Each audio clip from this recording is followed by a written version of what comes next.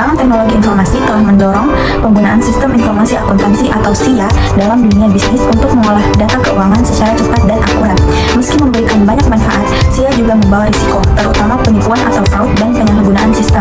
Risiko ini bisa datang dari dalam maupun luar organisasi, seperti manipulasi data atau peretasan sistem. Kasus penipuan menunjukkan bahwa tanpa pengendalian internal yang kuat dan etika penggunaan, SIA rentan disalahgunakan. Oleh karena itu, penting untuk memahami bagaimana penipuan terjadi, penyebabnya, serta upaya pencegahan dan pengendalian yang perlu dilakukan. Jadi, materi selanjutnya itu ancaman terhadap sistem informasi akuntansi. Yang pertama itu ancaman internal. Fraud dan penyalahgunaan data keuangan, 83% kasus fraud dilakukan pihak internal. Habis itu yang kedua, kelemahan pengendalian internal, penyalahgunaan wewenang, dan kelalaian prosedur. Yang ketiga, asimetri informasi dan konflik kepentingan. Manipulasi data karena lemahnya transparansi dan pemisahan tugas. Baik, ancaman eksternal itu ada serangan siber. Serangan siber itu termasuk yang ada malware, ada ransomware, dan phishing. Di situ yang pencurian dan kebocoran data pribadi akibat lemahnya regulasi. Dan yang terakhir, akses ilegal dan perentasan yang mengeksploitasi celah keamanan SIA. Yang ketiga itu faktor pendorong ancaman atau fraud triangle. Yang pertama itu pressure, yang kedua opportunity, yang ketiga rationalization. Yang pertama pressure, tekanan finansial, target atau utang. Yang kedua opportunity, lemahnya kontrol, kurangnya audit, dan akses sistem terlalu luas. Selanjutnya itu rationalization, perilaku merasa tindakannya wajar atau sementara. Yang keempat itu ada implikasi bagi organisasi, kerugian finansial dan penurunan reputasi, risiko tuntutan hukum, gangguan operasional, misalnya akibat ransomware. Dan yang terakhir, upaya pencegahan dan deteksi. Penguatan pengendalian internal, segregasi tugas, atau kontrol akses. Audit sistem informasi untuk deteksi dini. Teknologi keamanan, enkripsi, firewall, backup, dan monitoring. Budaya anti-fraud dan sistem whistleblowing. Materi selanjutnya yaitu jenis-jenis ancaman terhadap sistem informasi akuntansi. Yang pertama itu bencana alam, yang kedua bencana politik, yang ketiga kerusakan perangkat keras, yang keempat kerusakan perangkat lunak, yang kelima kesalahan manusia, human error, yang keenam aktivitas kriminal. Baik, materi selanjutnya itu penipuan dan ancaman sistem informasi akuntansi atau disingkat dengan SIA. Nah, penipuan dan penyalahgunaan sistem informasi akuntansi ini mengancam keandalan data keuangan. Penelitian menunjukkan bahwa pengendalian internal, transparansi, dan tata kelola yang baik efektif dapat mencegah fraud. Selain itu, fraud juga bisa terjadi karena kelemahan pada proses audit dan teknologi, yang menunjukkan bahwa independensi dan kompetensi auditor internal sangat mempengaruhi dalam keberhasilan dalam mendeteksi fraud, sehingga auditor jadi garda terdepan dalam mencegah penyalahgunaan sistem informasi akuntansi. Seperti teori fraud triangle hingga hexagon menyoroti faktor teknis dan perilaku. Pencegahan harus dilakukan secara menyeluruh melalui sistem yang kuat, audit kompeten, teknologi, dan budaya anti fraud. Baik, di sini saya akan menjelaskan tentang fraud triangle atau segitiga kecurangan. Fraud triangle teori adalah teori pertama yang ditemukan oleh Donald L. Frazier pada tahun 1993. Fraud triangle kerap dipakai dalam menentukan serta biaya risiko kecurangan. Ada 3 faktor yang menjelaskan setiap situasi fraud. Yang pertama yaitu pressure atau tekanan. Tekanan atau insentif dapat mendorong manajemen atau karyawan melakukan fraud dalam sistem informasi akuntansi. Contohnya meliputi tekanan keuangan pribadi, target kinerja yang tinggi, serta desakan manajemen untuk mempercantik laporan demi citra perusahaan. Yang kedua yaitu opportunity atau peluang. Kesempatan terjadinya fraud muncul akibat lemahnya pengendalian internal atau sistem informasi. Dalam sistem informasi akuntansi, contohnya itu meliputi tidak ada penyebaran tugas, kontrol keamanan sistem lemah, pengawasan transaksi minim, serta backup dan log aktivitas yang tidak dipantau. Yang ketiga yaitu rationalization atau rasionalisasi. Rasionalisasi adalah sikap atau pembenaran pribadi yang mendorong karyawan melakukan fraud. Dalam sistem informasi akuntansi, contohnya yaitu merasa gaji tidak adil, menganggap manipulasi data demi kebaikan perusahaan, atau berpikir bahwa mengubah data tidak merugikan siapapun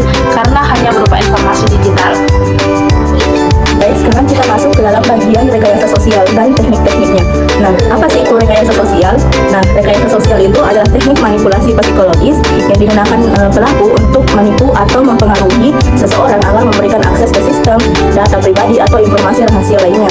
Nah, tujuannya agar pelaku bisa mendapatkan informasi penting secara tidak sah. Nah, biasanya ini pelaku tidak langsung menyerang sistem komputer, tetapi memanfaatkan kelemahan manusia seperti rasa percaya, panik, atau ketidaktahuan. Adapun teknik-teknik rekayasa sosial ini ada 17 teknik yang bisa kita lihat. Yang pertama itu pencurian identitas atau identity theft. Nah, pelaku mencuri identitas seseorang untuk keuntungan pribadi, misalnya menggunakan data rekening atau kartu kredit orang lain. Nah, yang kedua itu ada pretexting. Nah, pretexting ini membuat skenario palsu agar korban percaya dan mau memberikan informasi seperti berpura-pura jadi petugas bank atau polisi. Nah, yang ketiga ada posing. Nah, posing ini membuat bisnis palsu yang terlihat sah untuk mengumpulkan data pribadi korban. Nah, yang keempat ada phishing. Nah, phishing ini mengirim pesan palsu biasanya lewat email atau chat yang seolah-olah dari lembaga resmi agar korban memasukkan data pribadinya. Nah, yang kelima ada phishing atau voice phishing. Nah, ini sama seperti phishing tadi. Ini dilakukan lewat telepon biasanya. Pelaku berpura-pura dari bank atau meminta data rahasia. Nah, yang keenam ada bribing. Nah, ini menggunakan nomor kartu kredit curian untuk belanja online atau dijual ke pihak lain. Nah, ada yang ketujuh yaitu farming. Nah, farming ini mengarahkan korban ke situs web palsu yang mirip dengan situs aslinya untuk mencuri data login. Nah, yang kedelapan ada evil twin. Nah, evil twin ini membuat jaringan wifi palsu dengan nama yang sama seperti jaringan asli agar korban tersambung dan datanya bisa dicuri. Nah, yang kesembilan ada type squatting. Nah, ini membuat situs dengan nama hampir sama dengan situs asli agar korban salah ketik dan masuk ke situs palsu. Nah, yang ke-10 ada penggantian kode QR. Nah, ini untuk menyamar dengan menampilkan QR palsu yang berisi link berbahaya untuk mencuri data atau menginfeksi perangkat korban. Nah, yang ke-11 ada tab napping. Nah, ini untuk mengubah tab browser yang sedang terbuka untuk mencuri akun saat korban login ulang. Nah, yang ke-12 ada dumpster diving. Nah, ini untuk mencari dokumen penting di tempat sampah seperti nota atau kertas yang berisi data pribadi.